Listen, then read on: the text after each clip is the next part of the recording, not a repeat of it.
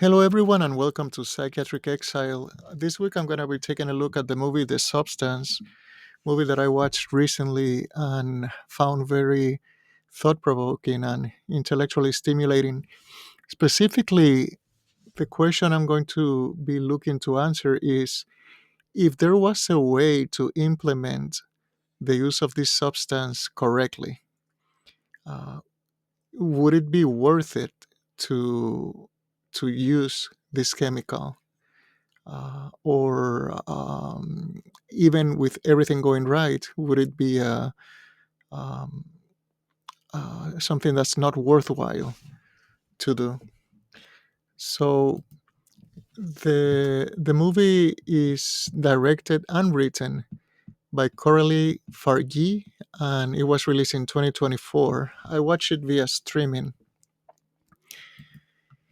and the premise is that there's a chemical that produces a younger, more beautiful, more perfect version of oneself. As we see here in the poster of the movie, uh, the user injects the substance, and then from the back, this younger, uh, allegedly superior version of yourself emerges, and then you have to be sewn back. So you have a functional body when you wake up. And the user in this case is Elisabeth. She's 50 years old. She was a famous, successful movie star in the past, and now her role is that of a TV aerobics instructor. So she's had to let go of much of her fame and status. And even so, she's about to be dismissed from this last role that she can hold in the media because of her age and perceived decrease in attractiveness. She hears the producer of the show talking to her, talking about her as if she was an object, that they already used and are ready to discard. And she's struggling to deal with all this, with aging and with loss. After this, she comes into possession of the substance that gives the movie title, and she chooses the way of regression. So at every stage in life where you're going through a transition, you basically have three choices. You can move forward, you can stay where you are, or you can go back to a previous stage. And this is, we're talking about a psychological approach to the situation. And what the movie does, it shows you in a literal sense that by Elizabeth literally going back to a younger version of herself, it's showing symbolically that sometimes people regress psychologically when they're meant to be moving forward with a next stage in life. So she chooses to go back to her younger version, back to her younger self. When she does that, she becomes Sue, and Sue is a young woman in her physical prime who becomes an overnight sensation after replacing her older self on TV. So Demi Moore, the original character, Elizabeth, becomes Sue. Sue is the one that comes out of from her back, from Elizabeth's back, from inside her body. So how does this substance work? Once Elizabeth injects the substance into her body, she goes into a convulsion. She loses consciousness, and her body generates a younger version of herself, which is Sue, who emerges from Elizabeth's back. Now, the two bodies must switch consciousness every 7 days without exception. So once Sue comes out of Elizabeth's body goes into a sort of hibernation, and she needs to continuously receive the nutrition that the package includes for 1 week. She's fed intravenously. And then Sue needs to extract a stabilizer fluid from Elizabeth's body and inject it on herself in herself. Otherwise, she will degenerate and be unable to keep a steady, stable appearance, stable body. After a week, they switch places. Sue goes into hibernation, and Elizabeth wakes up, and she's the one living and interacting with the world. So this gives way to many different possible interpretations. First, you can go down the route of the movie as a reflection of how society conceptualizes women and sees and treats them like objects. Another possible way is the one that I discussed, that I mentioned before, is how do you deal with aging, loss, and mortality? You can accept these changes and move on gracefully. You can choose the way of stagnation. No, I don't want to get old, and I'm going to start using chemicals and surgical procedures so that I keep looking the same as I look now and not worse. Or you can go into regression, and psychologically, that means that you go back to a previous stage where you feel safer. For example, take someone that's making the transition from adolescence to adult. So the person can say, okay, I'm going to become an adult and be responsible for my own life and move on. Or the person can say, no, I'm going to stay where I am and avoid all responsibilities and, just live with my parents for as long as possible. Or the person can regress and become not only financially dependent on the parents, but psychologically dependent on the parents, and for them to have to make the decisions for him or her. So, if we look at the movie this way, then Elizabeth is choosing the way of regression. Another possible way is to look at the movie as exemplifying a way of self-hatred.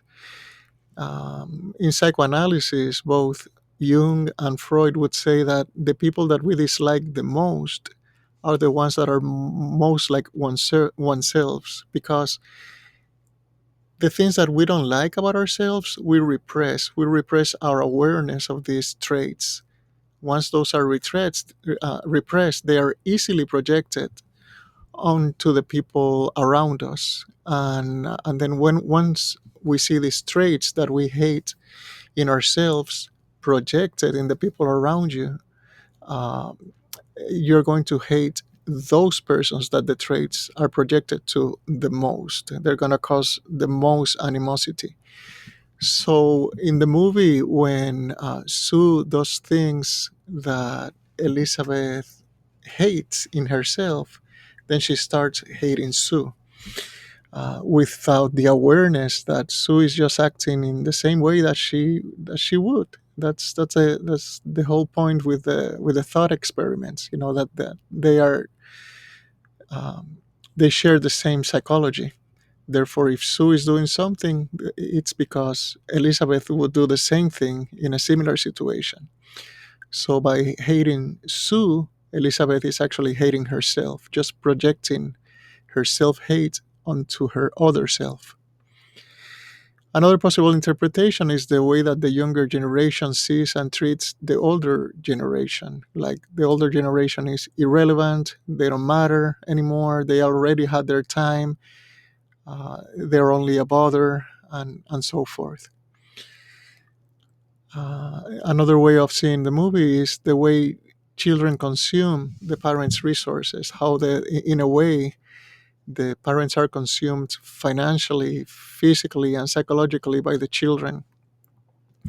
And the fear, when you have children or when you're thinking about having children, the fear of how your children are going to take up most of your time and resources, to the point where you stop being the most important thing in your life. Now your children are the most important thing in your life. Now, I'm not saying that's a bad thing. Uh, in fact, one of the main benefits of having children is how they decentralize you, and you can see other people as more important than yourself. But in an unbalanced psyche, that can be a pretty scary prospect. And finally, you can also see the movie as a reflection on the way we pay in our older years for the choices we made in our younger years. So, kind of like the excesses of your young life eventually take a toll on your older self. So, you're stealing from yourself in a way.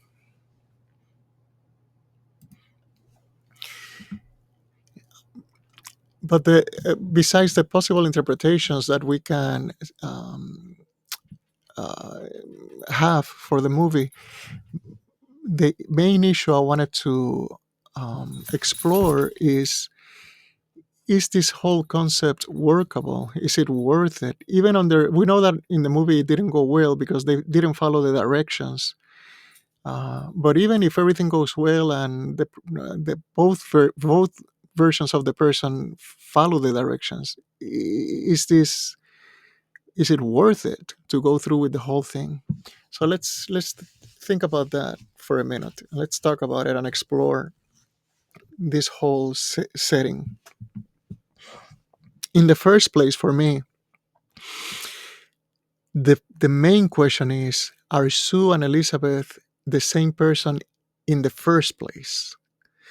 Because what I would have thought, if I, let's say that I was offered the substance and I was given the same information Elizabeth was given, my thinking was, okay, I'm going to go to sleep, and a younger version, a younger, improved version of myself is going to come out of my body. My assumption would be that we would be the same person, meaning we would share the same consciousness. So the consciousness in me goes to my younger self. I do whatever I do while I spend time in society with my as my younger self, and then I return to my older self with the memory of the things that I did. So there's a continuity and a connection, and we continue to be the same person. But this is not how it works. For every time that they move back and forth, there's a disconnection in consciousness and memories. So one is not aware of what the other did. Um, for Sue and Elizabeth to be the same person, these three conditions need to be met. They need to be genetically identical. They need to share a consciousness. They need to have that continuity of memories, and they need to be psychologically identical. Now, this is not an exhaustive list. Even if they have these three, if they meet these three conditions, they still may not be the same person. There's other conditions that need to be met, but these three need to be met. So if one of these is not met, then they are not the same person. And that's key to answer the question: is this whole substance worthy of being used or not? So genetically identical, they share a consciousness, and they're psychologically identical. Let's go one at a time. Elizabeth and Sue, we know that they have different eye colors. And so the substance is not reproducing Elizabeth's younger self. It is creating a different version by either inducing mutation or altering gene expression. Um, so we know if Sue was simply a younger version of Elizabeth, she would have the same eye colors, right? The same color of eyes, and she doesn't. So either there's a mutation for the genes that determine eye color, or there's an alteration in the expression of the genes. So, for example, let's say that Elizabeth had the dominant gene for brown eye, and the recessive gene for blue eye, then maybe the substance blocks the expression of the dominant gene, and now Sue comes out with blue eyes. So the genes are the same. There wasn't a mutation, but the expression of the genes was changed. So now the dominant gene is not being active, only the recessive gene. That's a change right there. And if that's different, if the eye color is different, then we don't know what else has changed. Maybe the neurons are different. The different parts of the body, either through mutation or alteration in the gene expression, have changed. So Sue's body is not genetically identical to Elisabeth's body. Now, therefore, this condition is not met. We know already they're not the same person. Now, let's open a parenthesis here and think about two other possible scenarios. Think about cloning. So, let's say that I clone myself, and we have a clone that's genetically identical to me. It doesn't mean that that clone is going to be the same person as I am, because even though we are genetically identical, everything else is different. Now, the process of conception was different. One was born through cloning, the other one through natural mating. The intrauterine environment is different, and that has a big, as soon as you're developing into in your mom's uterus, the intrauterine environment is huge. Like if your mom, we know, for example, if your mom is very, very anxious, she's very stressed out during the pregnancy, um, those stress hormones are going to affect the distribution of your receptors in the brain. So you're going to be more prone to anxiety after you're born. So the intrauterine environment of my clone is different to the one that I was exposed to. So that's going to result in a different person, different personality. The cultures are going to be different. There's going to be a generational gap at least. If I was raised in the 70s and the 80s, and this clone is going to be raised in the 2020s and the 2030s, that's a big difference. And if I migrated and I grew up in country X and my clone grows up in country Y, that's going to make another big difference. Different parents, different parentings, different schools, different friends. So you start with genetically identical individuals, but after all these differences, you're going to have two very different persons. So that's why I was saying that even if the conditions are met, uh, genetical identity being the first one, that still doesn't guarantee that you're going to be the same person, because there's other variables at play. I'm sorry. Now, let's consider a more extreme case, the case of twins. So now we have two bodies that are genetically identical. But not only that, they have the same conception, the same intrauterine environment, the same parents, the same siblings, the same school, the same friends, the same generation, and they're still not the same person. In fact, uh, as there are differences as early as the intrauterine environment, where one twin receives more nutrition than the other one. So that's why the weight is often different among the two babies when they're born. And if you meet twins, like I've had the chance to have several couple of twins as friends. Usually what happens is that at first they look very similar to you psychologically and physically, and then usually you start to see the physical differences, and see that they're very, pretty different physically. You can tell one from the other apart even before from a distance. So same gene, very similar bodies, but not identical. And they are two different people.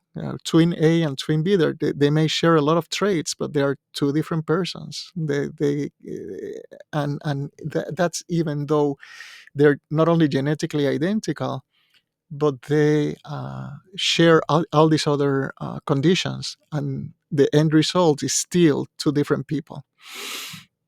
So there's some micro differences there, and in terms of experiences and how the brain reacts to the different choices and outcomes and rewards that result from those choices. And again, the end result is two different people. So it's safe to say that in the first place, Elizabeth and Sue are not even genetically identical. And even if they were, uh, chances are they would be two different people, just because of the way that they came into the world, the generational gap, and and everything else involved. So this condition is not met. The second condition is shared consciousness, mainly indicated by the continuity of memories. Let me go back to the previous uh, slide here, because I forgot to mention that Sue emerges with a complete personality. And that's telling Sue is not a blank slate, right? She comes with a personality. She knows how to talk. She knows how to handle herself in the world, and deal with technology, and has social skills. So this has to come from somewhere, and the source is obviously Elizabeth, but because they're not genetically identical, Elizabeth is the source, but it's not a Xerox, a perfect copy of Elizabeth. It's a personality that's based on Elizabeth. It uses Elizabeth's personality as a foundation, but it's not a perfect copy. Okay. So, second condition, shared consciousness, or the continuity of memory. So this is what I was talking about before.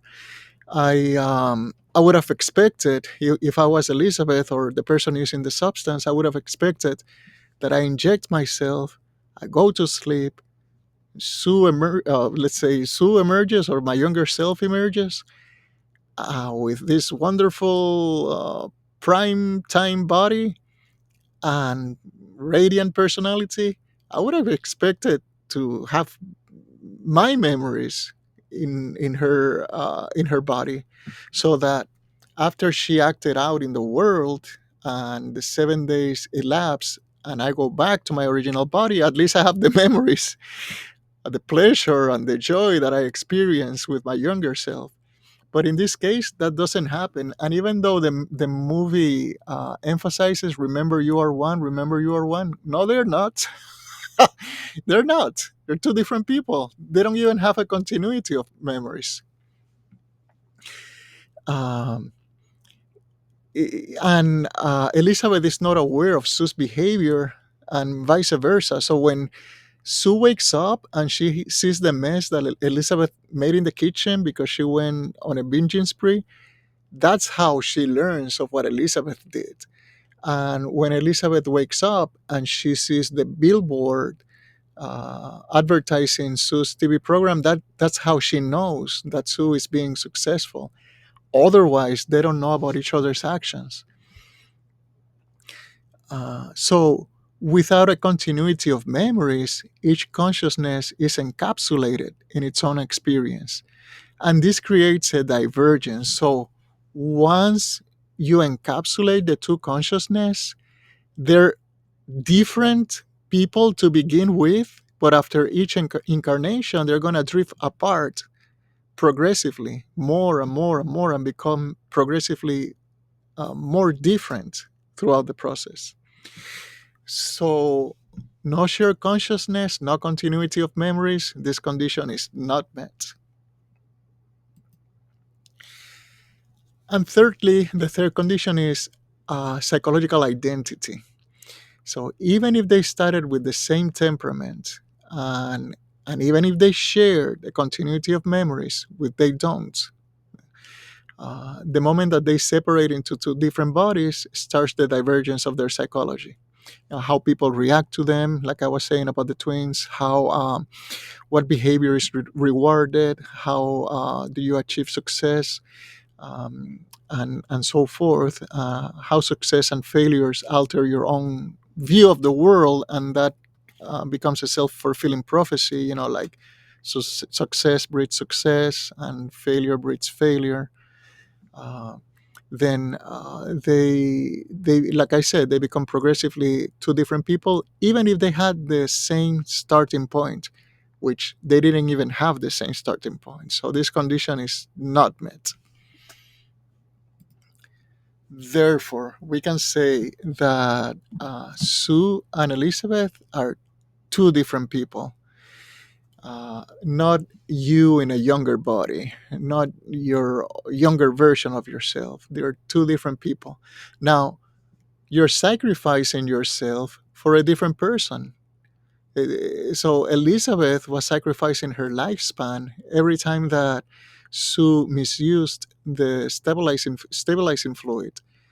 She was sacrificing Elizabeth's lifespan.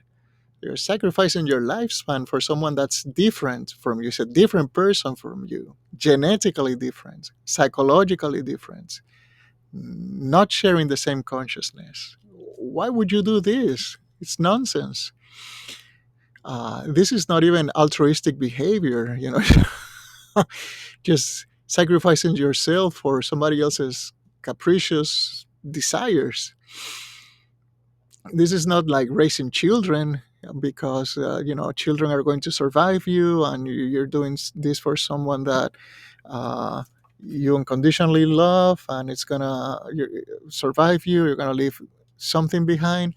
Once Elizabeth died, Sue died. So it's not even like raising children, unless, and here's where things get interesting, there is some kind of instinctual reaction to wanting to um, help someone who's genetically close to us. So there is a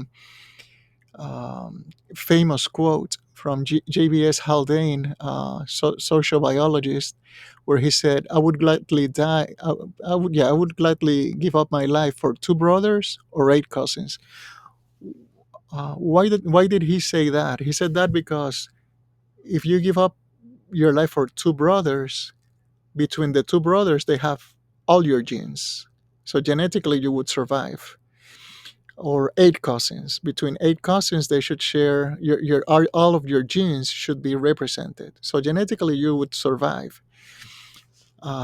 So if there is a drive or an instinct to give up your life for someone that's genetically related to you, then we could maybe begin to understand Elizabeth's reluctance to terminate Sue and to terminate this whole cycle that came into place with the use of the substance.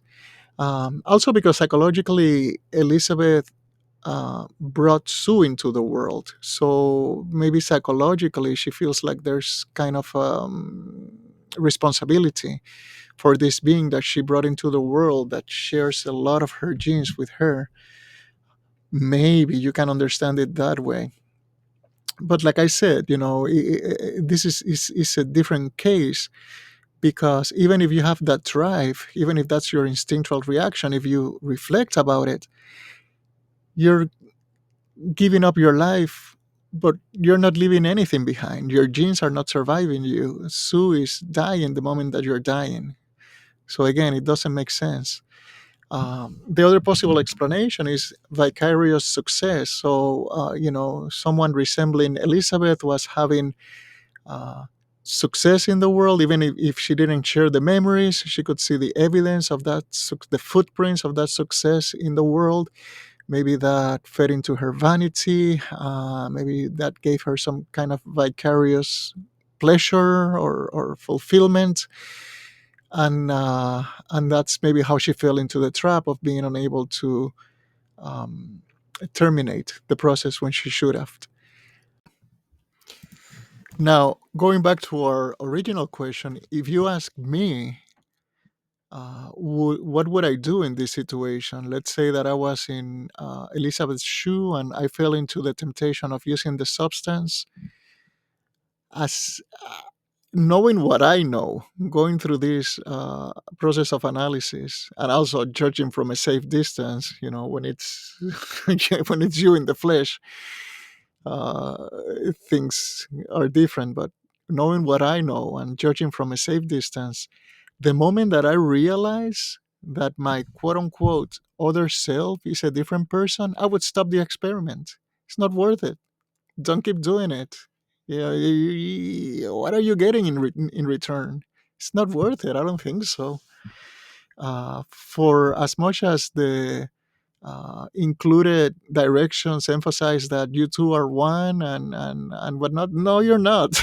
You two are different. You are two different people, genetically, psychologically, your consciousness. Everything is different. But that's my conclusion, based on this analysis. I wonder why, what would you guys do? What do you think? Uh, do you agree with my analysis? Do you see something missing? If you think there was a way where the process of using the substance could be done correctly without abusing it, do you think it would be worth it to use it, or even under the best of circumstances, it wouldn't make any sense for you? Let me know in the comments below. I'm really interested. And as usual, thank you so much for your time, and I'll talk to you guys next time. Bye.